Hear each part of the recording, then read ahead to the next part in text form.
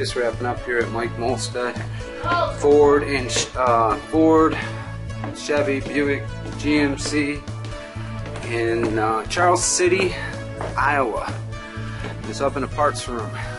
Come up these steps, and down here we have 17 panels for GM with 4 shelves. This shows you their shelves with their kits and fixtures on them, labeled in a numerical sequence. This is their boards. And down in here we have the recommended tools. One of them boxes is the latest non-current tools. It's a 40 box which we keep on hand. And over in here we have the bolt fixture, some fixtures. Down through there you can see there's 17 GM panels. There's one and a quarter panels left. And then we get into the Ford. We have 15 panels for Ford. And this shows you the Ford job. I'll open it up and show you what it looks like on the panels. That's what it looks like.